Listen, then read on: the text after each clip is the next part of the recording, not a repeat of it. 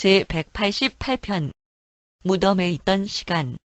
십자가에서 돌아가신 때로부터 부활까지 예수의 시신이 요셉의 무덤에 있었던 하루 반나절 동안은 미가엘이 이 땅에서 보내신 시간들 중에서 우리에게 거의 알려지지 않은 부분이다. 우리는 사람의 아들을 매장한 과정을 설명할 수 있고 그의 부활과 관계된 사건들을 여기에 기록할 수도 있지만 금요일 오후 3시부터 일요일 아침 3시까지 약 36시간의 신시대 동안 정말로 무엇이 일어났었는지 그 확실한 현상에 대한 자료를 제시할 수 없다. 주의 일생 중에서 이 기간은 그가 로마 군인들에 의해 십자가에서 내려지기 직전부터 시작되었다. 그는 돌아가신 후로 약 1시간 동안 십자가에 달려 있었다. 두 강도를 죽이는 일로 지체되지 않았다면 그의 시신이 보다 빨리 내려졌을 것이다. 유대인 통치자들은 예수의 시신을 그 성의 남쪽에 있는 게헤나라는 넓은 구덩이에 던져 넣을 계획이었으며 십자가에서 처형된 자는 그렇게 처리하는 것이 관습이었다. 이 계획이 그대로 진행되었다면 주의 시신은 맹수들에게 뜯겼을 것이다.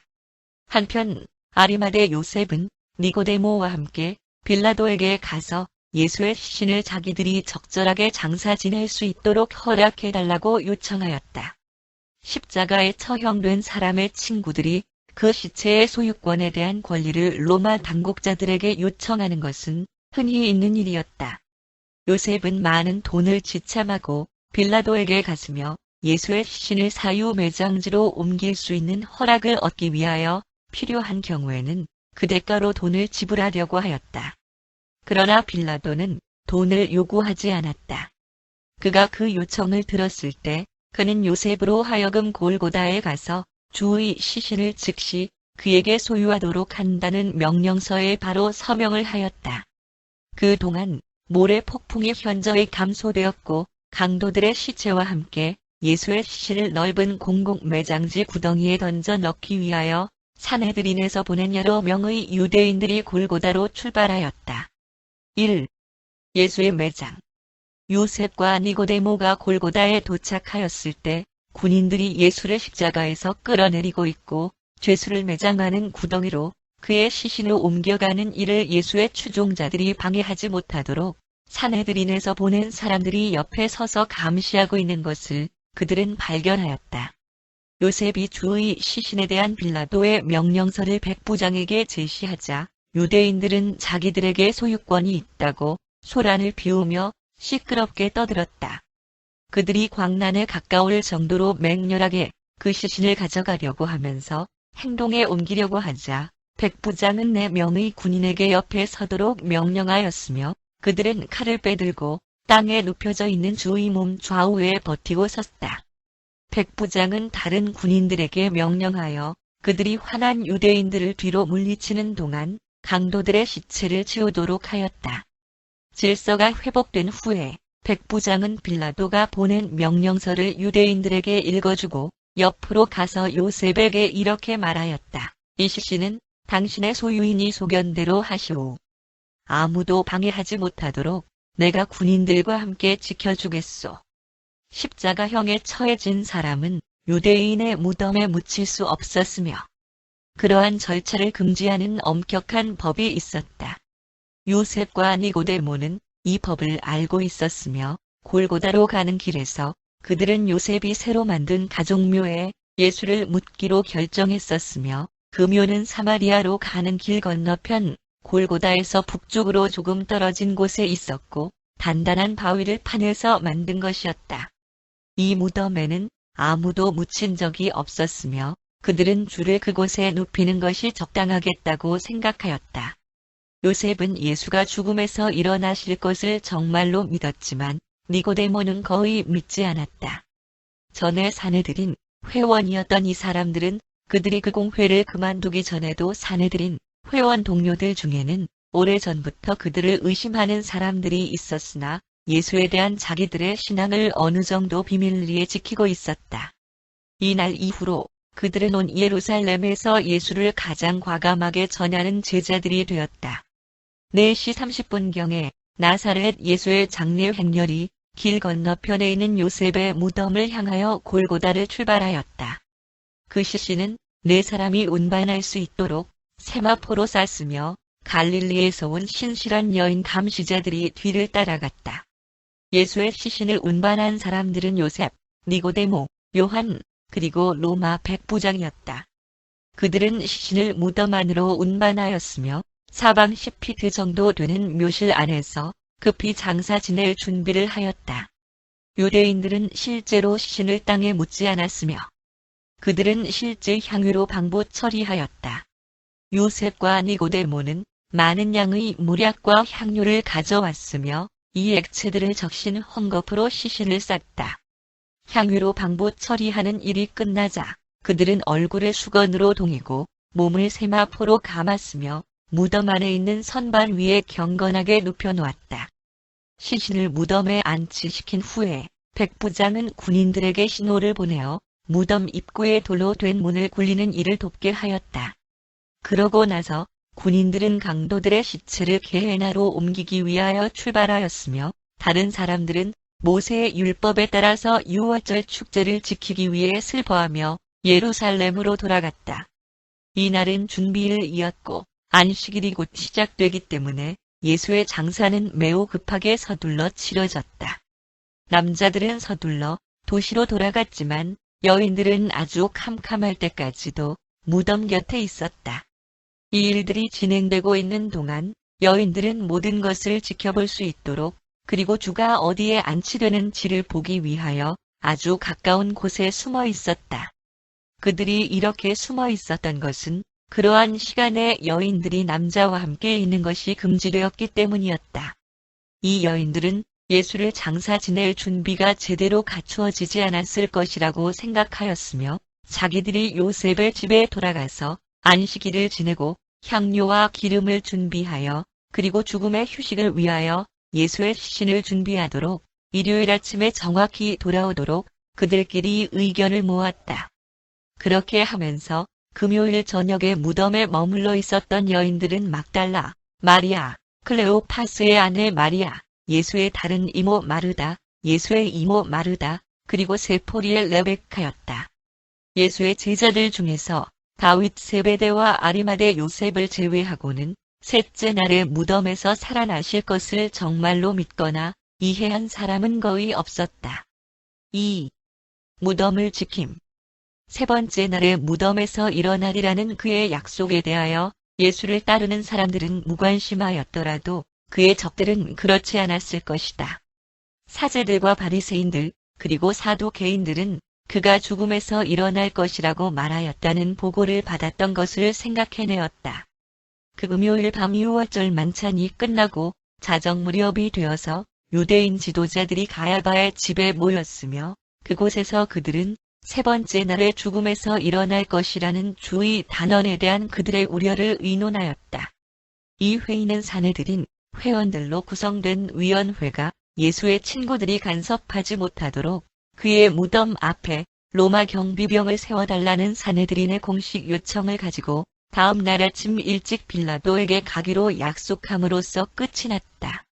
이 위원회의 대변인은 빌라도에게 이렇게 말하였다. 각하, 나사렛 예수라 하는 그 사기꾼이 아직 살아있을 때에 3일 후에 내가 다시 일어날 것이다. 라고 말한 것을 우리가 압니다.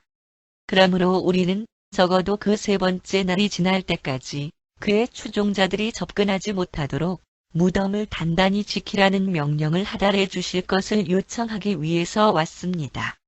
우리는 그의 제자들이 와서 야밤에 그를 훔쳐간 후에 그가 죽음에서 살아났다고 사람들에게 전파하게 되는 것을 심히 염려하고 있습니다.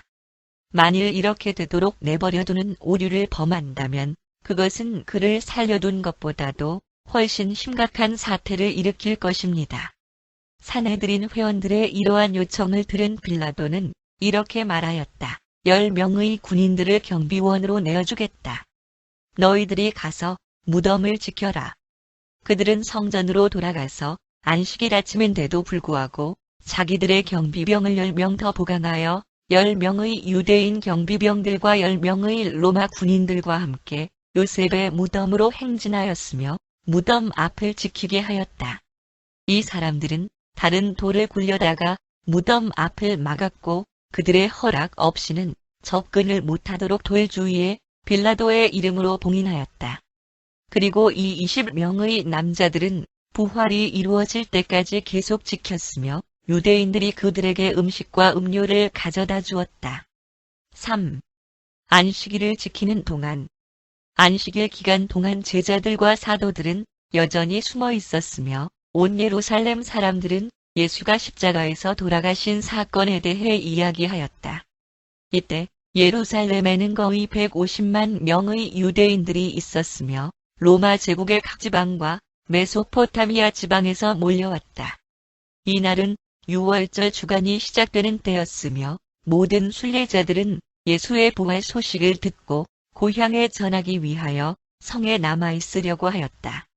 토요일 밤늦게 요한 마가는 11사도들을 비밀리에 자기 아버지의 집으로 오도록 불렀으며 그곳에서 그들은 이틀 전에 자신들의 조와 함께 최후의 만찬을 나누었던 바로 그 동일한 다락방으로 자정이 지나기 직전에 모두 모였다. 예수의 어머니 마리아는 같은 날 토요일 저녁 해가 지기 직전에 가족들을 만나기 위해 룻과 유다를 데리고 베다니로 돌아갔다. 다윗 세베대는 니고데모의 집에 머물러 있었으며 그는 자기 연락원들에게 일요일 아침 그곳에 모두 모이도록 이미 지시해 두었었다. 예수의 시신에 약품을 더 바르기 위하여 향료를 준비한 갈릴리의 여인들은 아리마대 요셉의 집에서 머물고 있었다. 요셉의 새 무덤에서 그가 영면하고 있을 것으로 추측되는 하루 반나절 동안 나사렛 예수께 정확하게 무슨 일이 일어났는지를 우리는 충분히 설명할 수 없다. 다른 필사자들이 처하는 것과 똑같은 환경 속에서 십자가에 달려 자연스러운 죽음을 맞으신 것은 분명한 사실이다. 우리는 그가 아버지여 내 혼을 당신의 손에 의탁합니다. 라고 말하는 것을 들었다. 그의 생각 조절자가 오래전에 개인성 구현되었고 예수의 필사 존재로부터 분리되어 실제하고 있었기 때문에 그러한 말씀이 무슨 의미를 내포하는지 우리는 충분히 납득하지 못한다. 주의 개인성 구현된 조절자는 십자가 위에서의 그의 육신적인 죽음에 의해서 결코 영향을 받을 수 없었다.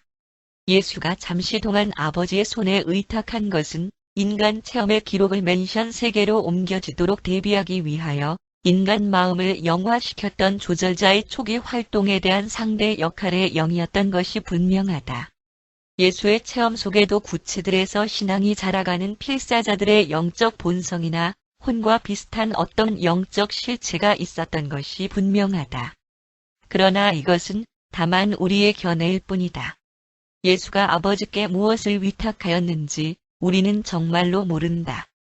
주의 육체적인 형체가 일요일 아침 3시경까지 요셉의 무덤 안에서 영면하였던 것을 우리가 알고 있지만 36시간의 기간 동안 예수의 개인성이 어떤 상태에 있었는지에 대해서는 전혀 확신할 수 없다. 우리는 가끔 다음과 같이 감히 우리들끼리 이것을 설명해 보려고 하였다. 1. 미가엘의 창조주 의식은 육체적 육신화와 연합된 필사자 마음으로부터 전적으로 그리고 최대한으로 해방되었음이 틀림없다. 2.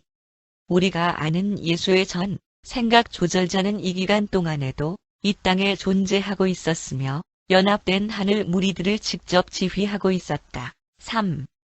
육신으로의 그의 일생 동안에 이루어졌던 나사렛 사람으로서의 습득된 영정체성, 처음에 그의 생각 조절자의 직접적인 노력에 의한 것이었고, 그리고 나중에는 그의 결코 중지되지 않은 아버지 뜻에 대한 선택으로 달성된 것처럼 육체적 필요성과 이상적인 필사자 실제의 영적 요구 사항들 사이에서 자기 스스로의 완전한 조절로 이루어졌던 영정체성은 낙원 천국 아버지의 보호 관리에 위탁되었음이 분명하다.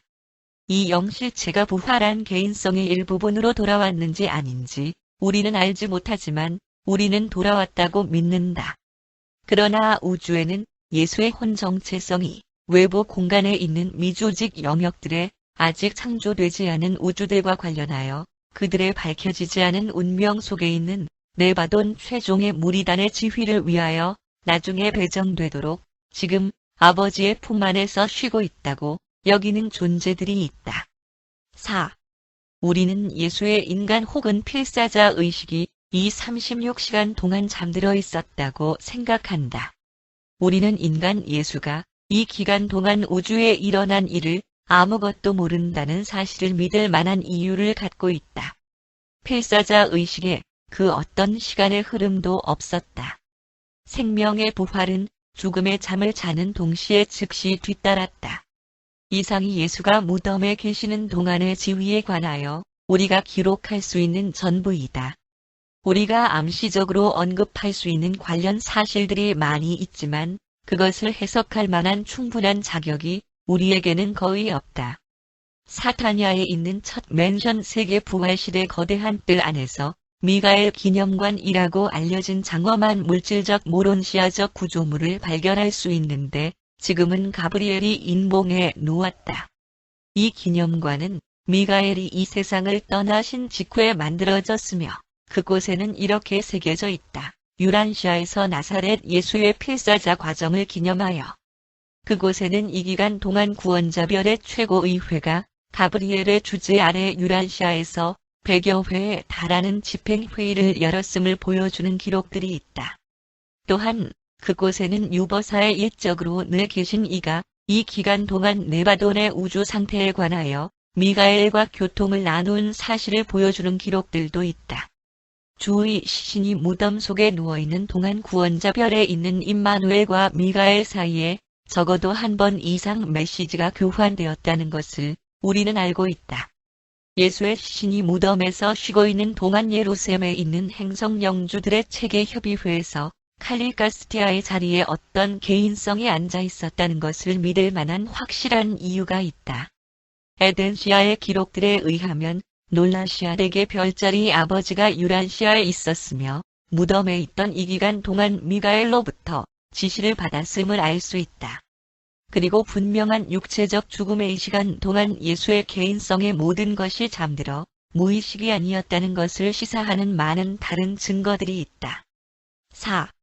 십자가에서 죽으신 의미.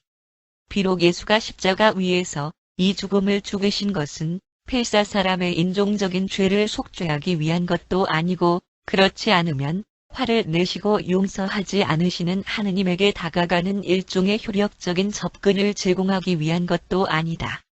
비록 사람의 아들이 하느님의 진노를 가라앉히면서 죄 많은 사람이 구원을 성취할 수 있는 길을 여시기 위하여 자신을 희생물로 바친 것은 아니었지만 속죄와 화해에 대한 이 관념들이 잘못된 것임에도 불구하고 그래도 여전히 십자가 위에서의 예수의 이 죽음에는 중요한 의의가 담겨져 있다는 것을 간과해서는 안 된다. 사람들이 거주되고 있는 이웃 행성들에게 유란시아가 십자가의 세계라고 알려진 것은 사실이다. 예수는 유란시아에서 육신으로 한껏 필사자 일생을 사시기를 원하였다. 일반적으로 죽음은 일생의 한 부분이다. 죽음은 필사자 드라마의 마지막 장이다. 십자가 위에서 죽음의 의미를 거짓되게 해석하는 미신적인 실수들에서 벗어나기 위해 너희들의 선의의 노력들 속에서 주의 죽음에 대하여 진정한 중요성과 참된 의의를 깨닫지 못하는 큰 오류를 범하지 않도록 주의해야만 한다. 필사 사람은 최고 사기꾼들의 소유물이 결코 아니었다. 예수는 변절한 통치자들과 구체들의 타락한 영주들의 손아귀로부터 몸값을 지불하고 사람을 구출하기 위하여 죽으신 것이 아니다.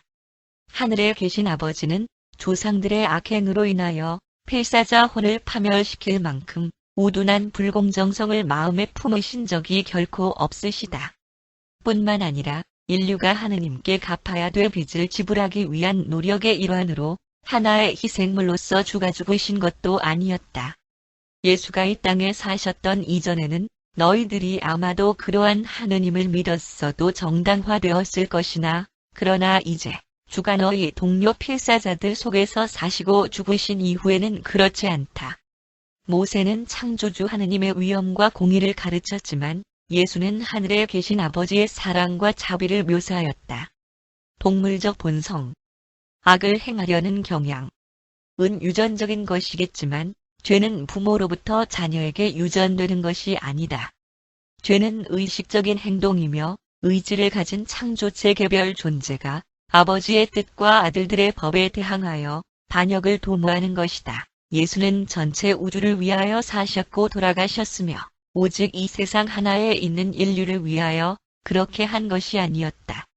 예수가 유란시아에서 사시고 돌아가시기 전에도 영역들의 필사자들은 구원을 얻었지만 그럼에도 불구하고 그가 이 세상에 증여되심으로써 그 구원의 길이 엄청나게 밝혀진 것이 사실이며 그의 죽음은 필사자가 육신적인 죽음 이후에 생존한다는 확실성을 언제까지나 똑똑히 밝히는 데에 많은 기여를 하였다. 예수를 희생자, 대속자, 구세주라고 말하는 것은 거의 적절하지 못하지만 그를 구원자라고 표현하는 것은 전적으로 옳다. 그는 구원 살아남음의 길을 언제까지나 보다 분명하고 확실하게 만들었다. 그는 네바돈, 우주들 안에 있는 모든 세계들의 모든 필사자들에게 구원의 길을 더욱 낮게 그리고 확실하게 보여주었다. 너희가 하느님의 관념을 나사렛 예수가 항상 가르쳤던 유일한 개념인 진실하고 사랑하는 아버지로서 일단 파악이 되었다면 너희가 하느님에 대하여 가지고 있던 모든 원시적 생각을 당장에 그 어떤 경우에도 변함없이 아주 철저히 버려야 한다는 것이다. 그러한 원시적 관념은 하느님이 그릇된 일을 행하는 자기 백성들을 늘 따져보고 탐지하고 그들이 합당하게 벌 받는 것을 보려 하거나 그렇지 않으면 거의 하느님 자신과 비슷하게 만들어 놓은 어떤 존재가 그들을 위하여 기꺼이 고통받기를 자원하여 그들을 대신하여 대리로 죽는 것을 중요한 기쁨으로 여기는 그러한 화를 내는 주권자, 엄격하고 모든 힘을 지닌 통치자로서 생각하는 것을 말한다. 하느님의 무한한 사랑은 신성한 본성 안에서 다른 어떤 것보다 못하지 않다. 속죄와 희생을 통하여 구원을 이룬다는 이 모든 개념은 이기주의에 뿌리를 두고 바탕을 두는 것이다. 자기 친구들에게 봉사하는 것이 영적 신자들의 형제 신분에 대한 최고의 개념이라고 예수는 가르치셨다. 구원은 하느님의 아버지 신분을 믿는 사람들에게는 당연하게 여겨져야만 하는 것이다. 신자의 주요 관심사는 개인적 구원을 바라는 이기적인 욕구가 되어서는 결코 안 되며 오히려 예수가 필사 사람을 사랑하고 섬기신 것처럼 자신의 동료들을 사랑하려고 하는 그리하여 섬기고자 하는 사심 없는 욕구이어야만 한다. 또한 참된 신자들은 죄에 대한 앞으로의 형벌을 크게 염려하지도 않는다. 참된 신자는 오직 현재 하느님으로부터 분리되지 않도록 관심을 쏟을 뿐이다. 현명한 아버지들은 그들의 자녀들에게 벌을 주기는 하지만 이 모든 것은 사랑해서 그리고 바로잡아주기 위하여 하는 것이 사실이다. 그들은 화가 나서 벌 주지 않으며 응징하기 위하여 혼내지도 않는다. 만약 하느님께서 공의가 최고를 지배하는 우주에 완고하고 율법적인 군주였다 하더라도 그는 결백한 순환자를 죄 있는 범죄자와 바꾸는 어리석은 계획에 분명히 만족해하지 않았을 것이다. 예수의 죽음에 있어서 위대한 점은 인간 체험의 질을 높이고 구원의 길을 확대한 것과 관련하여 그의 죽음 그 자체의 사실보다는 오히려 그가 죽음을 맞으시면서 보여주신 당당한 태도와 비길 데 없는 정신이다. 속죄의 배상이라는 이 모든 관념이 구원을 비현실의 수준에 가져다 놓았다. 그러한 개념은 순전히 철학적이다. 인간 구원은 실제이다. 그것은 창조체의 신앙에 의해서 그리고 그것에 의하여 개별적 인간 체험 속에 합병됨으로써 파악될 두 가지 사실에 기초한다. 하느님의 아버지 신분의 사실과 그것에 상관되는 진실인 사람의 형제 신분이다. 아무튼 너희가 너희에게 빚진 자를 내가 용서하는 것처럼 너희 빚도 용서받는다는 것은 진실이다. 5. 십자가의 교훈. 참 목자는 자기 양떼 중에서 무가치한 것을 위해서라도 최극 헌신을 아끼지 않는다는 것을 예수의 십자가가 충만하게 묘사한다. 그것은 하느님과 사람 사이의 모든 관계들을 가족의 기반 위에 언제까지나 놓는다. 하느님은 아버지이시며 사람은 그의 아들이다. 악을 행하는 백성에게 고난을 주고 벌을 가함으로써 만족을 얻으려는 왕의 공의가 아니라 아버지가 자기 아들을 사랑하는 그 사랑이 창조주와 창조체의 우주 관계 속에서 가장 중심적인 진리를 이룬다. 죄인들을 향한 예수의 태도는 비난이나 용서가 아니라 영원한 그리고 사랑스러운 구원이라는 것을 그 십자가가 언제까지나 보여준다. 예수의 일생과 죽음은 사람들을 설득하여 선하고 정의로운 생존을 얻게 한다는 점에서 그는 정말로 구원자이시다. 예수는 그의 사랑이 인간의 가슴 속에서 사랑의 응답이 깨어날 수 있을 만큼 그토록 사람들을 사랑한다. 사랑은 정말로 전달되는 속성을 가지며 영원토록 창조성을 갖는다. 예수의 십자가 위에서의 죽음은 죄를 용서하고 모든 악행을 삼켜버릴 만큼 충분히 강하고 신성한 사랑을 예시한다. 예수는 이 세상의 공의, 단지 기술적인 옳고 그릇됨의 판단보다 더 높은 본질 특성의 올바름을 나타내셨다. 신성한 사랑은 단순히 그릇됨을 용서하는 것이 아니라 그것들을 흡수하고 실제적으로 파괴해버린다. 사랑으로 하는 용서는 자비로 하는 용서를 아주 초월한다.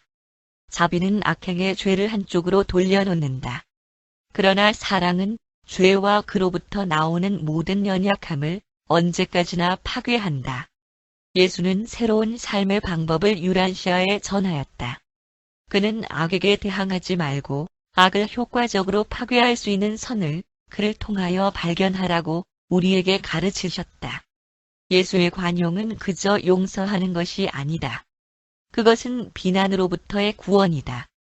구원은 그릇된 것들을 가벼이 여기지 않는다. 그것은 그것들을 올바르게 만든다. 참된 사랑은 미움과 타협하지도 용서하지도 않는다. 그것은 미움을 파괴한다. 예수의 사랑은 결코 단순한 용서만으로 만족하지 않는다. 주의 사랑은 갱생과 영원한 생존을 내포한다. 만일 너희가 영원한 갱생을 의미한다면 구원을 대속이라고 말하는 것이 전적으로 타당하다. 예수는 사람에 대한 그의 개인적 사랑의 힘에 의해서 죄와 악의 지배를 깨뜨릴 수 있었다. 그렇게 하여 그는 사람들이 더 나은 생명의 길을 선택하도록 해방시키셨다. 예수는 미래에 대한 승리가 자체적으로 약속된 해방을 과거에서부터 표현하였다. 그렇게 하여 용서가 구원을 마련하였다. 신성한 사랑의 아름다움이 일단 인간의 가슴 속에 충만하게 받아들여지면 죄의 매력과 악의 힘을 언제까지나 부수어 버린다. 예수의 고난들이 십자가형 사건만으로 제한되는 것은 아니다. 실제적으로는 나사렛 예수가 진지하고 격렬한 필사실제의 십자가 위에서 25년 이상을 보내셨다. 십자가의 진정한 가치는 그것이 그의 사랑, 그의 자비의 완벽한 계시를 최고로 그리고 최종적으로 표현했다는 사실에 있다. 사람이 거주하는 수백만에 거주하는 세상들에서 도덕적 투쟁을 포기하고 신앙의 선한 싸움을 단념하도록 유혹받을 수 있었던 진보하는 수십조에 달하는 창조체들이 십자가 위에 달리신 예수를 한 번 더 바라보고 나서 사람의 애타적인 봉사의 헌신으로 그의 육신과 생명을 버리시는 하느님의 모습에 공허되어 앞으로 나아갔다. 십자가 위에서의 죽음의 승리는 그를 공격하는 사람들에 대한 예수님 태도의 정신 속에 모두 요약된다. 그가 아버지여, 자기들이 무엇을 하고 있는지 저들이 알지 못하니 저들을 용서해 주십시오. 라고 기도하였을 때 십자가가 악에 대한 진리의 승리와 미움에 대한 사랑의 승리를 영원히 상징하도록 만드셨다. 그러한 사랑의 헌신은 광대한 우주 전체에 널리 퍼져나갔으며 제자들은 주로부터 그것을 발견하였다. 이러한 봉사를 위하여 생명을 버리도록 부르심을 받았던 그의 복음의 가장 최초의 선생은 그들이 돌을 던져 그를 죽일 때 이 죄를 저들에게 돌리지 마옵소서라고 말하였다. 십자가는 그의 동료 사람들에 대한 봉사에 그의 생명을 기꺼이 바치려 하였던 분을 드러내는 것이기 때문에 사람 안에 있는 최고에 대하여 최극 탄원을 호소하는 것이다. 그 어떤 사람도 그가 그의 친구들을 위하여 그의 생명을 기꺼이 바치려고 하였던 것보다 더 큰 사랑을 가질 수는 없다. 그리고 예수는 그의 적들을 위하여 기꺼이 목숨을 바치시려는 그러한 사랑을 가졌다. 이 세상에 아직까지 알려진 어떤 것보다도 더 커다란 사랑을 소유하였다. 유란시아와 마찬가지로 다른 세계들에서도 인간 예수가 골고다의 십자가 위에서 돌아가시는 장엄한 광경에 필사자들이 감동하였으며 한편 그것은 천사들에게 최고의 헌신을 야기시켰다. 십자가는 그의 동료들의 구원과 행복을 위해 그의 생명을 헌신하는 거룩한 봉사의 높은 상징이다. 십자가는 죄 많은 죄인들을 대신하여 하느님의 무죄한 아들의 희생과 그리고 성내신 하느님의 진노를 가라앉히기 위한 상징이 아니라 지구와 광대한 우주에 걸쳐 그것은 악에 대한 그들의 선한 증여와 그리하여 바로 그 사랑의 헌신을 하여 그들을 구원하였다는 상징으로 언제까지나 서 있다. 십자가는 비록 십자가에서의 죽음과 같은 죽음의 경우에도 최고 형태의 사심없는 헌신, 전심으로 사명활동하는 봉사의 의로운 일생을 한껏 증여하는 최극 헌신의 상징으로 서 있다. 그리고 예수가 증여한 일생의 커다란 상징의 바로 그 모습이 진실로 우리 모두에게 나아가서 그와 같이 행하는 것을 원하도록 고무시킨다. 사고력 있는 남자와 여자들이 그가 십자가 위에서 그의 생명을 바치시는 모습의 예수를 바라볼 때 그들이 비록 최고로 심각한 일생의 어려움에 닥치더라도 그들은 도저히 다시 불평할 수 없을 것이며 사소한 고민거리나 그들의 많은 순전히 허구적인 불평거리들의 경우에는 더욱 적을 것이다. 그의 일생은 너무나 영광스러웠고 그의 죽음은 너무나 승리에 찼으므로 우리 모두는 둘 모두를 공유하려는 기꺼운 마음으로 이끌려진다. 예수의 소년 시절부터 십자가에서 돌아가시는 장엄한 광경에 이르기까지 미가엘의 전체 증여에는 진실한 끌어당기는 힘이 있다. 그러므로 너희가 십자가를 하느님의 계시로서 바라볼 때 너희가 원시인의 눈이나 그 후에 미개인의 관점으로 보지 않도록 확실히 하여라. 그 둘은 하느님을 엄격한 공의와 엄정한 법집행의 냉혹한 주권자로 간주한다. 오히려 예수가 그의 광대한 우주에 있는 필사 종족들에게 증여로 그의 일생의 임무에 쏟으신 그의 사랑과 헌신의 최종적인 표명을 십자가에서 너희가 보도록 확실히 하여라. 필사 구체들에 있는 그의 아들들을 위한 아버지의 신성한 사랑이 전개되는 절정을 사람의 아들의 죽음 속에서 보아라. 그리하여 십자가는 그러한 선물들과 헌신을 기꺼이 받고자 하는 사람들에게 기꺼이 하는 애정의 헌신과 자발적인 구원의 증여를 표현한다. 십자가에는 아버지께서 요구한 것이 아무것도 없었으며 오직 예수가 자진해서 주었으며 그가 피하기를 거부하였다.